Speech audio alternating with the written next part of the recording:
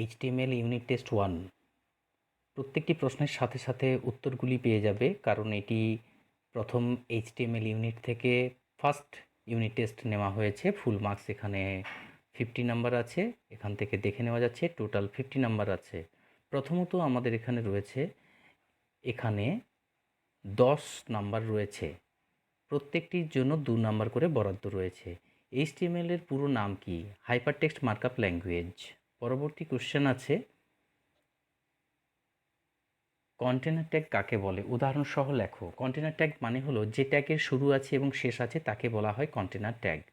যেমন এইচটিএমএল শুরু করেছি এবং এখানে এইচটিএমএল শেষ করেছি, এবং এখানে রয়েছে টাইটেল ট্যাগ রয়েছে, টাইটেল ট্যাগের সাথে আমরা এখানে শেষ করেছি টাইটেল ট্যাগটি। তাহলে এখানে বোঝা যাচ্ছে যে কন্টেন্ট ট্যাগ দুটো, একটা হলো এইচটিএমএল আর একটা হলো টাইটেল।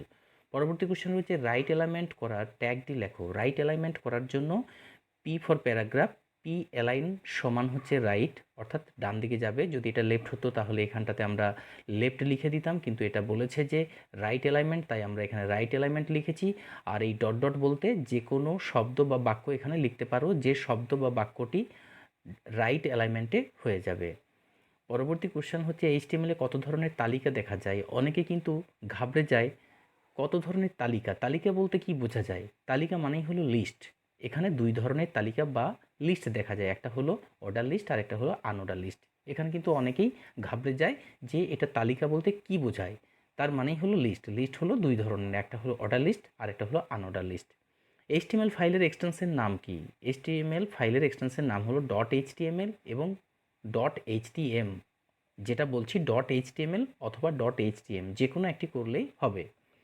এই হলো আমাদের শর্ট কোশ্চেন 5টি, 5 দুগুণে 10 নম্বর। পরবর্তী কোশ্চেনে চলে যাব। বড় কোশ্চেন রয়েছে আমাদের বিভাগ ক্ষয়ের মধ্যে রয়েছে, এইচটিএমএল ডকুমেন্ট তৈরি করার জন্য তোমার টাইটেলটি হবে মাই বেস্ট ফ্রেন্ড, আর বডিতে হবে তোমার 5টি বেস্ট ফ্রেন্ডের নাম, এবং প্রতিটি ফ্রেন্ডের নাম আলাদা আলাদা কালারে হবে।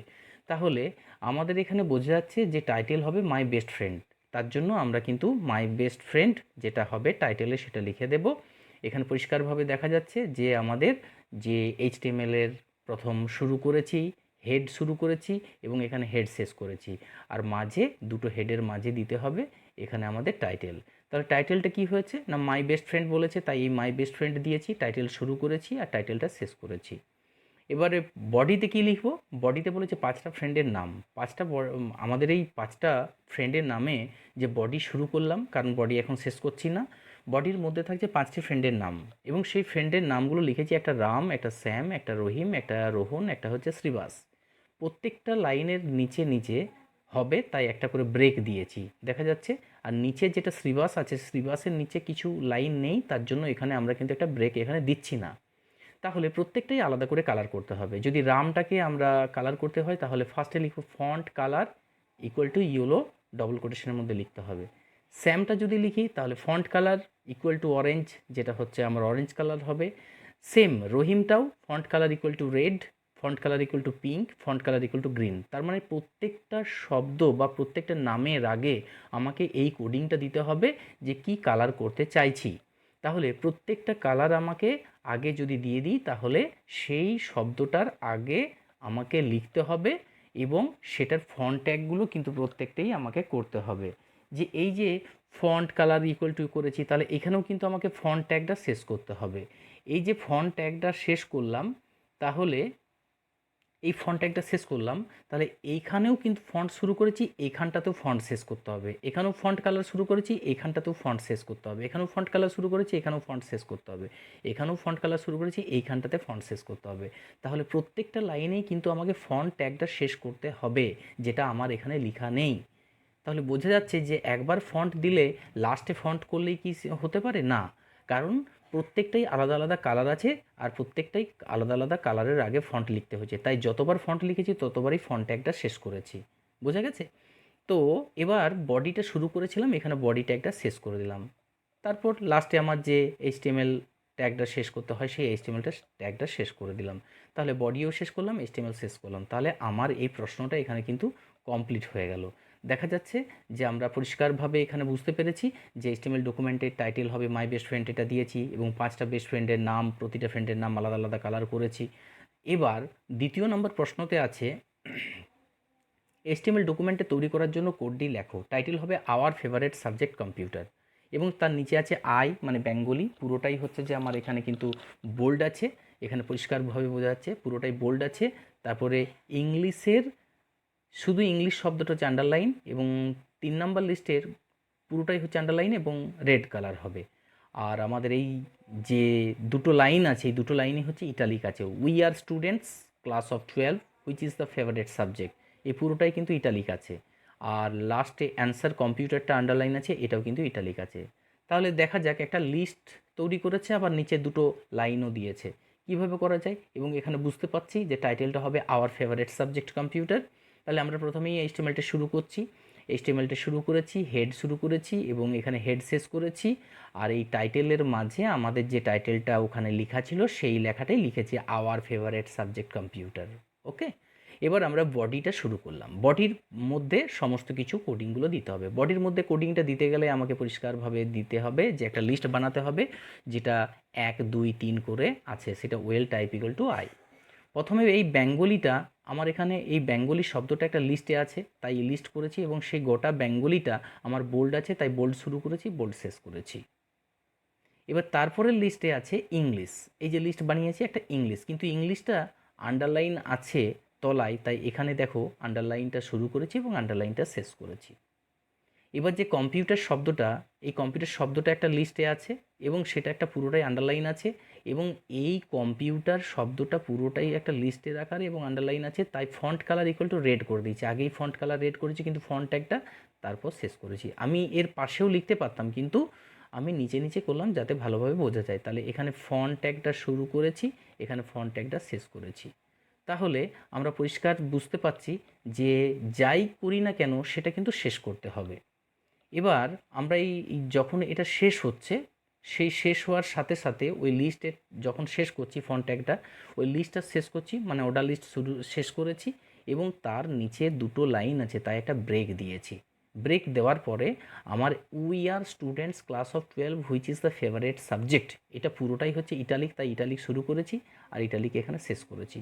এই লাইনের পরে আরও একটা লাইন আছে, সেই কারণে আমরা এখানে ব্রেক ট্যাগটা ওর শেষে দিয়েছি। ওর নিচে কি আছে না, ওই অ্যান্সার কম্পিউটার। তাহলে অ্যান্সার কম্পিউটার গোটাটাই হচ্ছে আমার ইটালিক, তাই ইটালিক শুরু করেছি, ইটালিক শেষ করেছি। কিন্তু এখানে কম্পিউটার শব্দটা শুধুমাত্র আন্ডারলাইন আছে, তাই দেখো কম্পিউটার লাইনটাতে আন্ডারলাইন দিয়েছি আর আন্ডারলাইন শেষ করেছি। তাহলে শুধুমাত্র কম্পিউটার শব্দটাতে আন্ডারলাইন আসবে। তারপরে আমার এখানে কোডিং লেখা শেষ হয়ে গেল, অর্থাৎ বডি শেষ করলাম, HTML শেষ করলাম, তার মানে আমার পুরো কোডিংটা এখানে শেষ হয়ে গেল। পরবর্তী কোশ্চেন রয়েছে 3 নম্বরে, HTML ডকুমেন্টে তৈরি করো। টাইটেল হবে আই লাভ মাই কম্পিউটার এবং প্রদর্শিত হবে নিচের যে লেখাগুলো রয়েছে দেখতে পাচ্ছ। তাহলে টাইটেল মানে আমাদের শিরোনাম হবে আই লাভ কম্পিউটার। এবারে এই শিরোনামটা আমরা লিখব, কিন্তু দেখো নিচে আমাদের যেটা দেওয়া রয়েছে মাই সেলফ রাম রয়, এটা কিন্তু পেজের বাম দিকে আছে। Hi Ram, how are you, তাহলে এই লেখাটা মিডিলে আছে, সেন্টারে আছে। তারপরে লাইন আছে আই এম ফাইন, তাহলে এটা বাম দিকে আছে। ও রিয়েলি, এইটা আছে আমার এখানে কিন্তু কোথায় না রাইট সাইডে। তাহলে প্রথমেরটা হচ্ছে লেফট, তারপরেরটা হচ্ছে সেন্টার, তারপরেরটা হচ্ছে লেফট, তারপরেরটা হচ্ছে রাইট।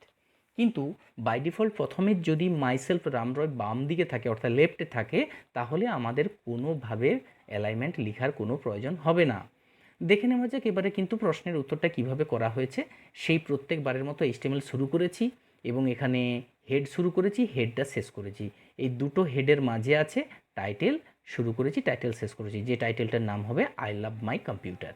এবার বডিতে শুরু করলাম।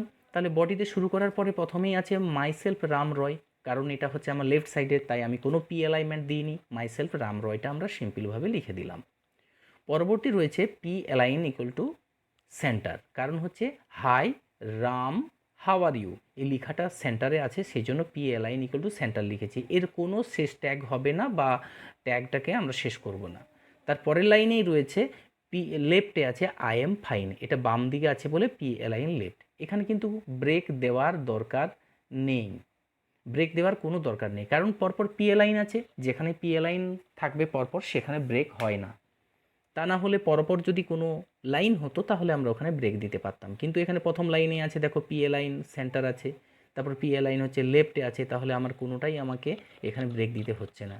তারপর শেষের লেখাটা আছে ও রিয়েলি, এই শব্দটা আছে রাইট সাইডে, এই জন্য P align equal two right. তাহলে পরপর লাইনগুলো আছে, আমাকে দেখে রিয়েলাইজ করতে হবে যে কোন লেখাটা কোন দিকে আছে, বা লেফটে আছে, রাইটে আছে, সেন্টারে আছে, এটা দেখে বুঝতে হবে। তাহলে এইটুকু কাজ কমপ্লিট করার পরে আমাদের বডি ট্যাগ শেষ, এইচটিএমএল ট্যাগ শেষ। তাহলে এই জিনিসটি আমাদের এখানে কমপ্লিট হলো। পরবর্তী কোশ্চেন রয়েছে, যেটা হলো আমাদের শেষ কোশ্চেন, এইচটিএমএল ডকুমেন্টে তৈরি করো, টাইটেল হবে আই লাভ ইয়েলো কালার এবং প্রদর্শিত হবে নিচের এই লেখাটা। তাহলে দেখো আমাকে এখানে কিন্তু পরিষ্কারভাবে দেওয়া রয়েছে আই লাভ ইয়েলো কালার, এটা হচ্ছে আমার টাইটেল, এবং সেখানে টাইটেলের মধ্যে দেখা যাবে প্রথম লাইনে আসবে wish you best of luck my dear students. Thank you too নিচের লাইনে আছে, কারণ এটা বোল্ড কালিতে আছে। বাকি নিচের তিনটা ইয়েলো, অরেঞ্জ, রেড, এটা একটা লিস্ট বানানো আছে। তাহলে পরপর দুটো লাইন এখানে রয়েছে, তারপরে এটা একটা লিস্ট বানানো আছে। তাহলে কি করতে হবে না, ফার্স্টেই আমাকে সেই প্রত্যেক বারের মতো আমাকে তৈরি করতে হবে। এইচটিএমএল শুরু করেছি, তারপরে হেড শুরু করেছি, হেড শেষ করেছি। এই হেডের মাঝে আমাদেরকে টাইটেল লিখতে হয়, টাইটেল শেষ করতে হয়। শেষ করতে হলে স্ল্যাশ টাইটেল দিয়েছি লেস দেন গ্রেটার দেনে মিডিলে, এবং যে ওখানে টাইটেল বা শিরোনামটা প্রদর্শিত হবে সেখানে লেখা ছিল আই লাভ ইয়েলো কালার। তারপর আমরা শুরু করলাম, বডি থেকে স্টার্ট করলাম। বডি থেকে শুরু করার পরে আমার পরপর দুটো লাইন আছে, যে দুটো লাইন আমাকে প্রথমেই শুরু করতে হবে। ফার্স্টে লেখা আছে wish you best of luck my dear students, wish you best of luck my dear students. তাহলে এই লেখাটাতে কোনো কিছু এফেক্ট নেই, এই লেখাটার নিচে আছে আমার থ্যাংক ইউ। তাহলে এই লেখাটার পাশে একটা আমাকে কিন্তু ব্রেক দিতে হবে, বি আর ব্রেক দিতে হবে, যেটা আমি দিইনি। তাহলে wish you best of luck my dear students, ওর পাশে একটা ব্রেক দেবে। তার নিচের লাইনে থ্যাংক ইউ শব্দটার মোটা হবে, তাই বোল্ড করেছি, বোল্ড শেষ করেছি, এবং তার নিচে একটা যে লিস্ট বানাতে হবে, সেই লিস্টটা বানাতে গেলে একটা ব্রেক দিতে হবে, তবে তো নিচের লাইনে আসবে। তার জন্য ওই থ্যাংক ইউ লেখার পরে আমরা ব্রেকটা দিয়েছি। আর এই থ্যাংক ইউর পাশে বি আছে বা বি শেষ করেছি, এগুলো বোল্ডের জন্য করেছি আমরা। তাহলে আমরা প্রথমে শুরু করব ওয়েল টাইপ ডবল কোটেশনের মধ্যে এ। তাহলে কি অর্ডার লিস্ট বানাবো, এ দিয়ে শুরু হবে। তাহলে প্রথমের এলআইএ হচ্ছে ইয়েলো, তারপরে দ্বিতীয়তে হচ্ছে এলআইএ অরেঞ্জ, তৃতীয়তে হচ্ছে এলআইএ রেড। তাহলে অর্ডার লিস্ট আমার শেষ হয়ে গেল, ওয়েলটা শেষ করে দিলাম। তাহলে এখানে পরিষ্কার বুঝতে পারছি যে লিস্টটা বানানোর পরেই বডি শেষ, এইচটিএমএল শেষ। পরিষ্কার হয়ে আমরা বুঝতে পারলাম যে এখানের মধ্যে আমরা কিন্তু প্রত্যেকটা প্রশ্নকে আমরা দেখতে পাচ্ছি বডিতে শেষ করছি, এইচটিএমএলে শেষ করছি। আশা করি প্রত্যেকটি প্রশ্নের উত্তর আমি সঠিকভাবে বোঝাতে পেরেছি। যদি কোথাও তোমাদের প্রশ্ন থেকে থাকে আমাকে অবশ্যই কমেন্ট করে জানাবে, আমি পরবর্তী ভিডিওতে এর থেকে আরও ভালোভাবে ভিডিও আমি আপলোড করার চেষ্টা করব। ভালো থেকো, সুস্থ থাকো।